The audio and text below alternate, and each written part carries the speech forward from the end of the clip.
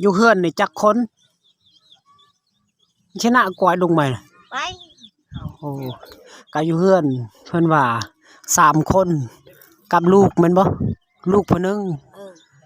หลังจากแต่มิตรสิเอากันกับพ่อตู้นี่ได้ลูกจักคนสองลูกหนึงเพิ่นก็สร้างครอบครัวแล้วแม่นบ่โอ้ลูกหนึงก็สร้างครอบครัวไปแล้วทุกคนเลยบ่แม่นว่าบ่มีลูก แต่เพิ่นก็เลยบ่มีไผดูแลทุกคนสิเฒ่าแล้วก็ลูกบ่แม่นว่าบ่มีแต่ว่ามีได้อยู่ลูกบ่ได้อยู่นํกันลูกชายผู้หนึงก็ลูกหญิงผู้หนึงเพิ่นสิเอาผัวแล้วแล้วก็ลูกชายเพิ่นจักก็อยู่ไสจักไปไสก็บ่ได้ติดต่อเลย อันนี้ก็เมียของลุงตู่หันพ่อตู่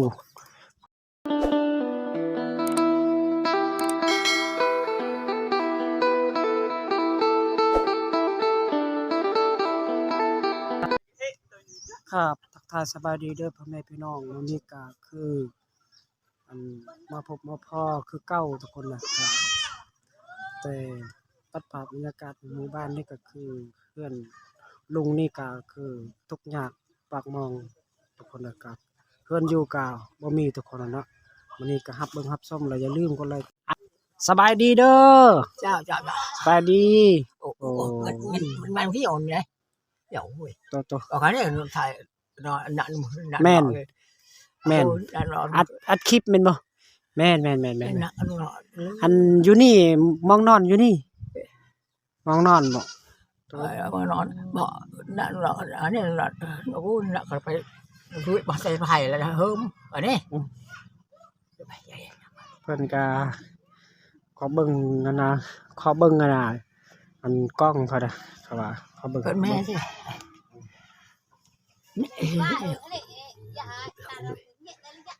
มองกันมาที่อ่อน นี่แหละ ตะ บ่อนเพิ่นพักอาศัยอันนี้ก็เพิ่นเอาไว้เขาทุกคนเลย อันนี้ก็มองนอนเพิ่นก็ซ้ำนี่ทุกคนก็คือคนทุกข์คนยากแห้งเล่าก็เลยว่าบ่อนข้าเจ้าตักน้ำตำข้าวก็ล่ะก็บ่อนข้าเจ้าเฮ็ดอยู่เฮ็ดกินก็ซ้ำนี่ล่ะทุกคนเลยเนาะก็คือผู้ใดอันนั้นเฮ็ดใจบุญให้เพิ่นก็สาธุซัพพอร์ตให้เพิ่นก็สาธุทุกคนเลยเนาะก็เฮือนศาลของเพิ่นก็ซ้ำนี่ทุกคนอันคนทุกข์คนยากแห้งอยู่ในสปป.ลาวทุกคนเลยอันนี้ก็เพิ่นอายุจักปีอายุสิกมอ โอ้ย90ได้ โอ้อายุเพิ่น90ปีทุกคนเลย 90 โอ้พี่น้องเอ้ย พอตู้น่ะเรียวดอกน้ำครวงจะไปชื่อกูมันช่วยบ่นี่ โอ้ อ้าวน้ำครวง กระนำครวงเขาเอิ้นมันผ้ามืด โย่ ผ้ามืด เรียวดอกหามื้อ แม่น สิไปสิอันเฮิมสิไปเจอเลย สามเทื่อแล้ว แต่เป็นเกิดเป็นคนเราก็เห็นนั่นผ้ามืด บางทีมานี่กูเจอ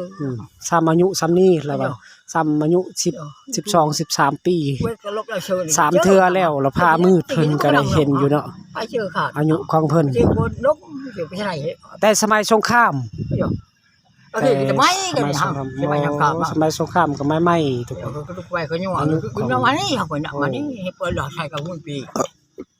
ที่มื้อก็นำผมไปเจอคือนกบดเจอไปเจอ พ่นทุกคนเลย คนตู้นี่ ใช่เอาใช่ช้าก็หมูใจหมูไปใช่ช้าไปนำเครื่องตี แสดงว่าเอาเมียจุดก้อนแม่นบ่ จ้า โอ้แสดงว่าเราว่าสองเมียแล้วเมียสุดก่อนเพิ่นว่าอันผ้ามืดเพิ่นก็เห็นผ้ามืดนั่น3เทื่อแล้ว แต่ตะมิด ชามเชื่ออย่า 3เทื่อแล้วแต่มิดเล่าเป็นคนเป็นเกิดเป็นคนแล้วเห็นผ้ามืดหมดทั่วยังก็บ่ได้เห็นหยังทุกคนแต่ลูกก็ยังบ่ทันเห็นทุกคนเนาะสุข่อยก็ยังบ่ทันเห็นแต่ว่าได้ยินเพิ่นเว้าเรื่องข้อยก็มาอัปเดตมื้อนี้ก็วิถีชีวิตของข้าเจ้าของเพิ่นก็ของประตูนี่ก็บ่ค่อยสำบายทุกคนเนาะ ตัวหัวน้องมาไล่น้องไปเที่ยวแล้ว มีแต่อยู่บ้านนี่มีแต่ยัง2คนแล้วคนเก่าทุกคนเนาะเราว่าคนเก่ายังแต่2คนนี่ อายุเพิ่นประมาณ90ปีแม่นบ่90ปีทุกคนอายุของอันของนี่ก็90ปีอายุแต่ว่าเฮือนของเพิ่นก็บ่ค่อยได้ทุกคนเนาะลูกได้บ่ได้มีลูกชายก็มีอยู่เนาะ มีก็มีปากไปจะบ่มีกี่ โอ้เนาะลูกชายก็บ่มี บ่มี ก็มีอยู่ลูกชายหลังจากมันไปซัวมั่วทุกคนเนาะลูกชายก็บ่ได้ดูแลเพิ่น บ่มี แต่เกิดใหญ่แล้วก็เกิดใหญ่กับมันปะพอแม่นบ่ลูกมันใหญ่แล้วก็ปะพอบ่แม่นว่าบ่มีแต่มีอยู่ มีมันจักไปอยู่ทางใดทางใดคนนั้นพ่อก็บ่ได้ติดต่อไปเลยอืมพ่อก็เลยก็บ่ติดต่อทุกคนเลยบ่แม่นว่าบ่มีลูก แต่เดี๋ยวนี้อั่นย้อนหยังย้อนว่าดวงทุกคนเนาะก็ดวงไผดวงมันดวงนี่มันจะเฮ็ดบ่ได้ทุกคนบ่แม่นว่าบ่มีลูก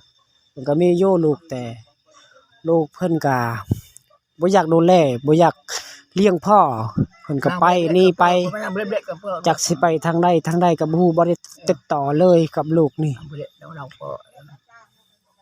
อันนี้ก็บ่อนเขาเจ้าอืมแต่งกินของอาหารเกลือละแป้งนัวก็เอาไว้อยู่นี่ทุกคนเลยเนาะก็คืออันนี้มันเครื่องก็ฮวดเขาเอิ้นฮวดอันนี้ก็อยู่นี่ทุกคนคือเพื่อนเพิ่นก็ทุกข์ขนาดทุกคนเลยป๊าตุคิดอีต้นทุกคนเนาะป๊าตุทุกคนเลยก็บ่มีได้เฮือนอยู่ซ้ำฝนตกก็เลยว่านั่งอยู่นั่งกินก็คืออยู่นี่ทุกคนเนาะอยู่ตารางนี่อยู่ลุมพุ่นแหละนี่เพิ่นปาตุนึ่งข้าวเป่าไผ่ก็มีแต่อยู่ตารางทุกคนเอ้ยทุกแห่งทุกคนเนาะก็คือเพื่อนของยศพ่อตู้นี่ก็บ่สำบายทุกคนเนาะมีก็อาชีพของหาดอกแคนทุกคนเนาะอาชีพของเมียก็หาดอกแคนทุกคน ก็เลยพอเนาะของผู้เพิ่นก็ไปใส่ก็บ่ได้เอาตุทุกคนเลยทุกอีหลีอยู่หรอตุโอ้ยเนาะคลิปนี้ก็ซับนี่ล่ะบ๊ายบายไปก่อนมื้อหน้า